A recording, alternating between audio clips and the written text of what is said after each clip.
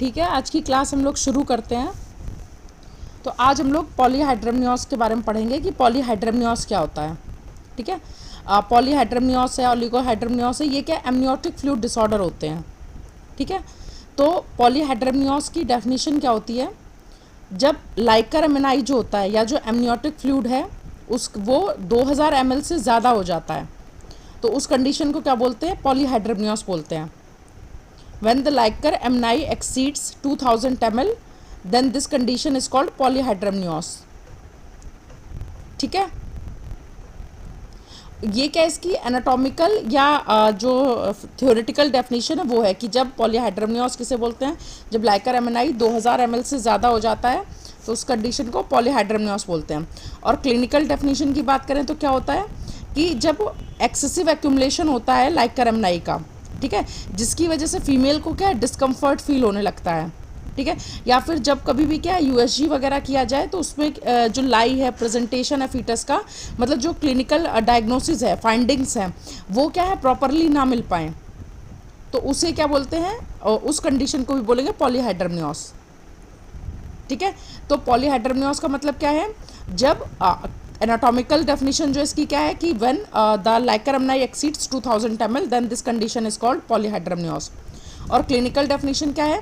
Excessive accumulation of liquor amnii due to which patient क्या है discomfort feel करती है।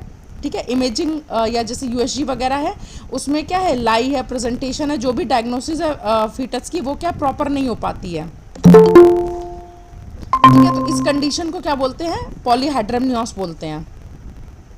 अब कॉजेज ऑफ पॉलीहाइड्रमनियोस क्या होते हैं कि किस वजह से इतना ज़्यादा जो लाइकर एमनाई है उसका एक्यूमुलेशन होने लगता है। तो कुछ कॉजेज़ हैं, अगर हम लोग इसको डिवाइड करना चाहें तो हम लोग कुछ फीटल एनोमलीज हैं जिसमें क्या पॉलीहाइड्रमनियोस देखने को मिलता है। क्या कुछ प्लेसेंटा के कॉजेज़ होते हैं जिसकी वजह से पॉलीहाइड्रमनियोस होता है।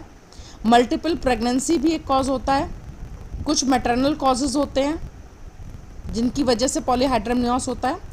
और कुछ क्या इडियोपैथिक कॉजेज़ होते हैं। तो ये क्या ही मोटा वैसा क्लासिफिकेशन है। आप नॉर्मली इंटरव्यू में बताएं कि हाँ क्या कॉजेज़ होते हैं पॉलीहाइड्रमनियोस के, तो क्या एनेंसेफेली हो सकता है। ठीक है, एनेंसेफेली क्या है? एक कॉज है पॉलीहाइड्रमनियोस का। Open spina bifida, open spina bifida ये भी क्या पॉलीहाइड्रमनियोस का कॉज है। हाइड्रोप्स फिटालिस जो कि क्या है रीसस आइसो इम्यूनाइजेशन, जो RH नेगेटिव मदर और RH पॉजिटिव बेबी के केस में जो देखने को मिलता है, हाइड्रोप्स फिटालिस। ठीक है, facial cleft and neck masses ये भी क्या एक कॉज होता है पॉलीहाइड्रमनियोस का। फिर प्लेसेंटा में बात करें तो कोरियो एंजियोमा ऑफ द प्लेसेंटा, ये क्या ट्यूमर होता है प्लेसेंटा का। ठीक है, कोरियो एंजियोमा ऑफ द प्लेसेंटा, तो कोरियो एंजियोमा ऑफ द प्लेसेंटा क्या है? ये ट्यूमर होता है जो कि क्या है ये प्लेसेंटा का एक तरीके से ट्यूमर होता है। ये जो इसमें हाइपरप्लेजिया होता है ब्लड वेसल्स का और कनेक्टिव टिश्यू का। जो प्लेसेंटा में ब्लड वेसल्स होते हैं और कनेक्टिव टिश्यू है उनका क्या है हाइपरप्लेजिया होता है, तो उसे क्या बोलते हैं? Chorioangioma of the placenta. जब ये कंडीशन होगी तो भी क्या है पॉलीहाइड्रमनियोस देखने को मिलेगा। तो कोरियो एंजियोमा ऑफ द प्लेसेंटा। इसके बाद मल्टीपल प्रेगनेंसी। ठीक है, मल्टीपल प्रेगनेंसी की वजह से भी क्या होता है? जब मल्टीपल प्रेगनेंसी होती है यानी ट्विन प्रेगनेंसी है या ट्रिपलेट्स हैं तो उस केस में भी क्या पॉलीहाइड्रमनियोस की कंडीशन होती है। फिर मैटरनल कॉजेज जो उसमें जैसे डायबिटीज़ है। ठीक है, डायबिटीज़ अगर होगा तो उस केस में पॉलीहाइड्रमनियोस की कंडीशन क्या है ज़्यादा कॉमन होती है, पॉलीहाइड्रमनियोस देखने को मिलता है। या फिर मदर को क्या कार्डियक या रीनल डिजीजेज हो, कार्डियक डिजीज हो कोई या रीनल डिजीज हो, तो उस केस में भी क्या होता है पॉलीहाइड्रमनियोस जो वो देखने को मिलता है। इसके अलावा कुछ क्या इडियोपैथिक कॉजेज हैं। ठीक है, इडियोपैथिक कॉजेज जो होता है वो भी क्या है कभी कभी क्या पॉलीहाइड्रमनियोस का कॉज होते हैं। ठीक है, अब हम लोग पॉलीहाइड्रमनियोस को क्या है 3 तरीके से डिवाइड कर सकते हैं, माइल्ड, मॉडरेट और सीवियर। माइल्ड में, मॉडरेट में और सीवियर में। ठीक है, अगर एमनियोटिक फ्लूइड इंडेक्स जो है FI जो है 8 से 11 सेंटीमीटर है तो क्या होगा, ये माइल्ड में आएगा। 12 से 15 है तो मॉडरेट में आएगा, और मोर देन 16 है तो क्या है, सीवियर में आएगा। तो 8 से 11, 12 से 15 और मोर देन और इक्वल्स टू 16 सेंटीमीटर। ठीक है, 8 to 11 centimetre, 12 to 15 centimetre, more than और इक्वल टू 16 सेंटीमीटर। तो ये क्या होता है, ये पॉलीहाइड्रोमियोस का, इस बेसिस पे हम लोग क्या माइल्ड, मॉडरेट और सीवियर तीन में क्लासिफिकेशन करते हैं। ठीक है, फिर कभी कभी क्या होता है, क्रोनिक पॉलीहाइड्रोमियोस होता है। क्रोनिक पॉलीहाइड्रोमियोस का मतलब क्या होता है कि जो लाइकर एमनाई है या एमनियोटिक फ्लूइड है, इसका एक्यूमुलेशन जो ग्रेजुअल है, मतलब धीरे धीरे हो रहा है। ठीक है, तो इस कंडीशन मतलब क्रोनिक हम जानते हैं जो चीज़ धीरे धीरे टाइम टेकिंग होती है, टाइम टेक करके फिर वो जो बीमारी होती है। तो क्रोनिक पॉलीहाइड्रोमियोस में क्या अचानक से सडनली क्या लाइकर एमनाई नहीं बढ़ा है, बल्कि धीरे धीरे क्या ग्रेजुअल प्रोसेस है, और ये क्या जो फ्लूइड का वॉल्यूम है वो क्या बढ़ रहा है। ठीक है, इसमें सिम्टम्स क्या देखने को मिलते हैं, एक तो क्या रेस्पिरेटरी सिम्टम्स मिलेंगे, जैसे कि डिस्निया। पॉलीहाइड्रोमियोस में क्या होगा, जो यूट्रस का जो एब्डोमिनल हाइट होगा, ठीक है, फंडल हाइट है, वो क्या इंक्रीज कर जाएगा, क्योंकि जो वॉल्यूम एमनियोटिक फ्लूइड का वो बढ़ रहा है, तो जो फंडल हाइट है वो क्या इंक्रीज करेगी। तो इससे क्या होता है, अगर कोई फंडल हाइट के थ्रू डायग्नोसिस बनाना चाहे प्रेगनेंसी की कि कितने वीक की प्रेगनेंसी है, तो ये क्या फॉल्स डायग्नोसिस भी बन जाती है, क्योंकि एब्डोमिनल हाइट जो है हो सकता है 24 वीक्स हो, पर वो क्या एमनियोटिक फ्लूइड की वजह से 26 या 28 वीक्स तक फंडल हाइट मिल रही है ना। तो इससे क्या होता है, फॉल्स डायग्नोसिस भी बन जाती है। और क्योंकि एब्डोमेन जो है उसका इन्लार्जमेंट जो है बहुत जल्दी हो रहा होगा, तो इसकी वजह से क्या पेशेंट को क्या जो सिम्टम्स 9 मंथ में नॉर्मली देखने को 3rd ट्राइमेस्टर में मिलते हैं, लास्ट के मंथ्स में, वो भी क्या है जल्दी देखने को मिलने लगेंगे। तो उसमें क्या पेशेंट को रेस्पिरेटरी डिस्कम्फर्ट होगा, जिसमें क्या डिस्निया होगा, पैल्पिटेशन देखने को मिलेगा, एडीमा होगा लेग का। ठीक है, हेमोरॉइड्स देखने को मिल सकते हैं, हेमोरॉइड्स हो सकते हैं फीमेल को, प्रेग्नेंट लेडी को। तो डिस्निया है, ठीक है, पैल्पिटेशन है, एडिमा है, हेमोरॉइड्स हैं।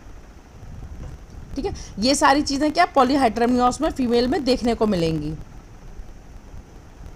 ठीक, इसके बाद जब हम लोग एग्जामिन करेंगे लेडी को, तो एग्जामिन करने पे एब्डोमेन क्या है इनलार्ज्ड मिलेगा। ठीक है, एब्डोमेन क्या है बड़ा होगा, अपना जो टाइम ड्यूरेशन होगा उससे ज़्यादा इनलार्ज्ड मिलेगा। जो एब्डोमेन की स्किन होगी वो क्या है टेंस होगी और शाइनी होगी। ठीक है, टेंस, शाइनी और लार्ज स्ट्राई देखने को मिलेंगे। ठीक है, पैल्पेशन जब हम लोग करेंगे तो जो हाइट ऑफ द यूट्रस है वो मोर होगी then the period of amenorrhoea से। कहाँ जा रहे हो, रुकना जाना मतलब ही कहीं, एक बिस्किट ला दो। हाइट जो होगी यूट्रस की, कोई सा भी हाइट ऑफ द यूट्रस क्या है ज़्यादा होगी पीरियड ऑफ एमिनोरिया से। जो गर्थ है एब्डोमेन की वो क्या है एम्बाइलिकस के राउंड में क्या मोर नॉर्मल होगी। और जब हम लोग पैल्पेट करेंगे तो क्या फ्लूइड थ्रिल, मतलब जैसे पानी जो है ना इधर से उधर जैसे मूव करता है, तो पैल्पेशन करते समय हमें क्या फ्लूइड थ्रिल जो है वो बहुत आसानी से क्या सभी डायरेक्शन में फील होगा, हम उसे महसूस कर सकते हैं फ्लूइड थ्रिल को। ठीक, इसके साथ ही साथ क्योंकि जो एमनियोटिक फ्लूइड या लाइकर एमनाई जो है उसकी क्वांटिटी बहुत ज़्यादा है, तो जो फीटल पार्ट्स हैं उन्हें हम लोग क्या है अच्छे से एग्जामिन या अच्छे से फील नहीं कर पाएंगे कि फीटस का प्रेजेंटेशन क्या। जब हम लोग पैल्पेट करेंगे एब्डोमेन को तो फीटल पार्ट्स जो है वो सही से क्या पैल्पेट नहीं हो पाएंगे, तो हमें प्रेजेंटेशन या पोजीशन जो फीटस की वो ईजिली नहीं पता चल पाएगी।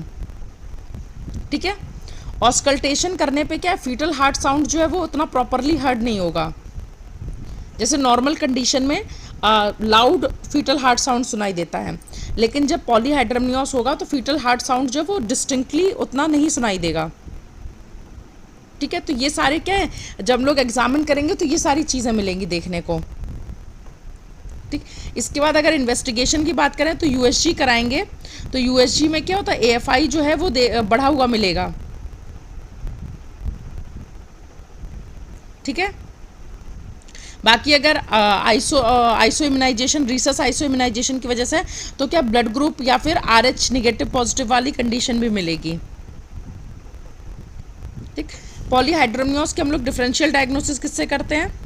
ट्विंस प्रेगनेंसी से। ठीक है।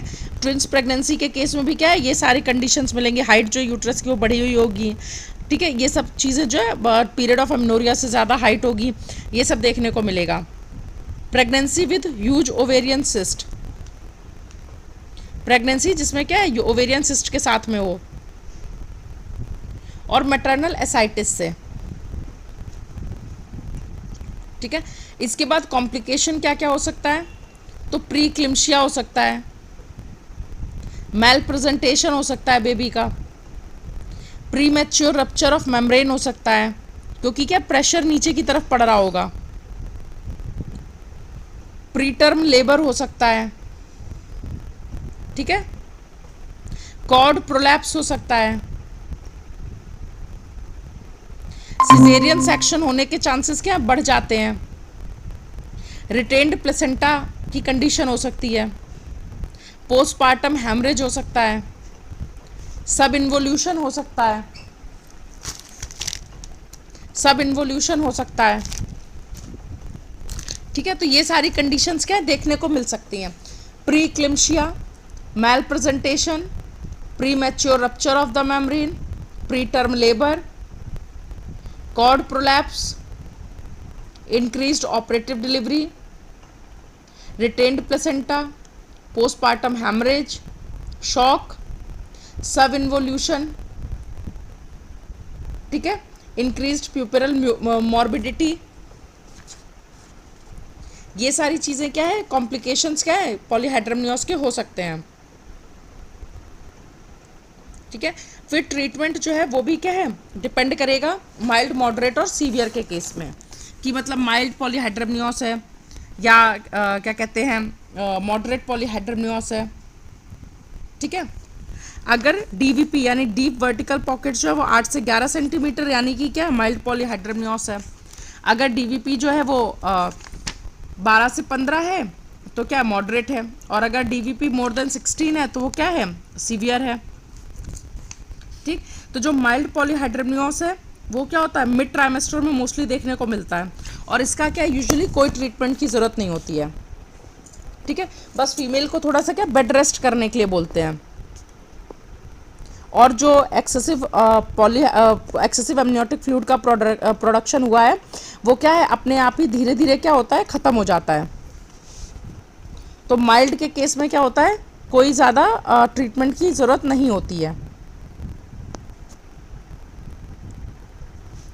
इसके बाद सीवियर जो होता है, सीवियर पॉलीहाइड्रोमियोस में इस केस में पेशेंट को क्या होता है हाई रिस्क पेशेंट या हाई रिस्क प्रेगनेंसी डील हो, ऐसी जो फैसिलिटीज़ वाले हॉस्पिटल होते हैं वहाँ पे क्या पेशेंट को शिफ्ट करना होता है, ताकि इमरजेंसी कंडीशन में कुछ भी जो मैनेजमेंट करना हो वो उन्हें वहाँ प्रोवाइड किया जा सके। ठीक है। इसके साथ ही बेड रेस्ट वगैरह रहता है, साथ में क्या सपोर्टिव थेरेपी वगैरह दी जाती है।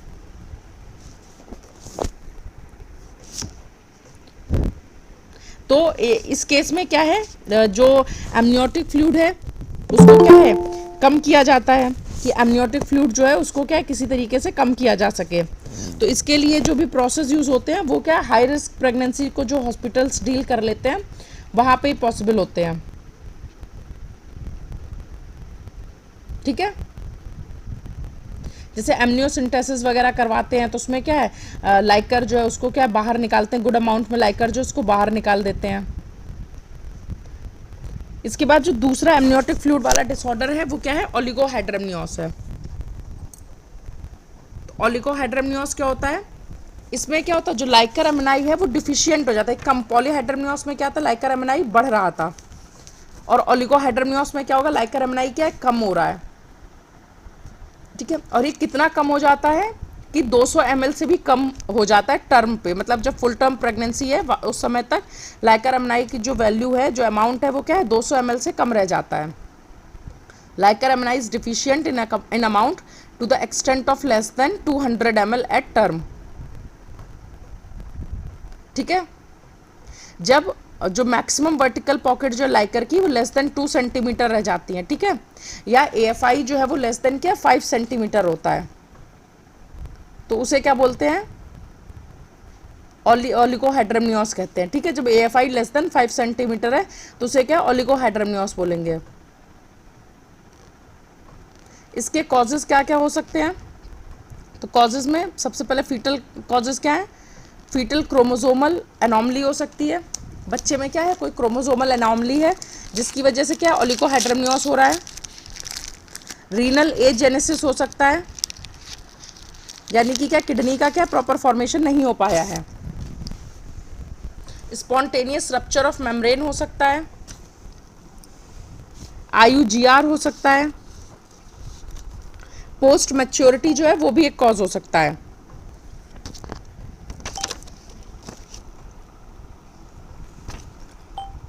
इसके बाद मैटरनल कंडीशन की बात करें तो क्या हाइपरटेंसिव डिसऑर्डर्स हो सकते हैं, यूट्रोप्लेसेंटल इनसफिशिएंसी हो सकता है, डिहाइड्रेशन हो सकता है, इसकी वजह से भी क्या ओलिगोहाइड्रमनियोस हो सकता है, और कभी कभी कुछ कॉजेज क्या है इडियोपैथिक होते हैं, ठीक है। इसमें देखने को डायग्नोसिस कैसे बनती है, साइन और सिम्टम्स क्या मिलते हैं, तो क्या जस्ट अपोजिट पॉलीहाइड्रमनियोस के, यानी कि यूट्रस का जो साइज है वो जो एमिनोरिया का ड्यूरेशन है उससे क्या है बहुत छोटा होगा, बहुत कम होगा, तो uterine size is much smaller than the period of amenorrhoea. Fetal movement क्या है बहुत लेस होंगी, लेस फीटल मूवमेंट, क्योंकि मूव करने के लिए क्या लाइकर अमनाई जो है वो क्या बहुत कम है, तो लेस फीटल मूवमेंट्स, ठीक है। जब पैल्पेशन करेंगे, एब्डोमेन एग्जामिन करेंगे तो यूट्रस क्या फुल ऑफ फीटस फील होगा, मतलब फीटस ही फीटस समझ में आएगा, उसके अलावा कुछ और फील ही नहीं होगा, क्योंकि लाइकर क्या बहुत कम है, तो बिल्कुल ऐसा लगेगा कि हाँ फील हो रहा है बच्चा बहुत आसानी से ऊपर से एब्डोमिनल एग्जामिनेशन करने पे। मैल प्रेजेंटेशन जो है वो बहुत कॉमन होता है ओलिगोहाइड्रमनियोस के केस में, ब्रीच जो है वो ब्रीच प्रेजेंटेशन क्या बहुत कॉमन होती है ओलिगोहाइड्रमनियोस के केस में। IUGR जो है वो देखने को मिलता है, इंट्रायूट्राइन ग्रोथ रिटार्डेशन, ठीक है। जब USG कराएंगे तो उसमें क्या AFI जो है वो लेस देन 5 सेंटीमीटर देखने को मिलेगा।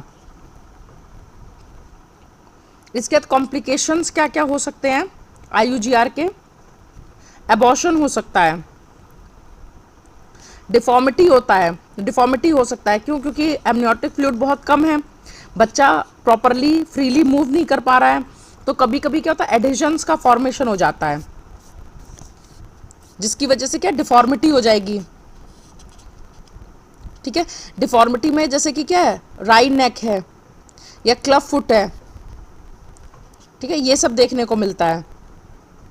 फीटल पल्मोनरी हाइपोप्लेजिया ये भी क्या कॉम्प्लिकेशन है ओलिगोहाइड्रमनियोस का, foetal pulmonary hypoplasia, cord compression हो सकता है और हाई फीटल मोर्टेलिटी हो सकता है,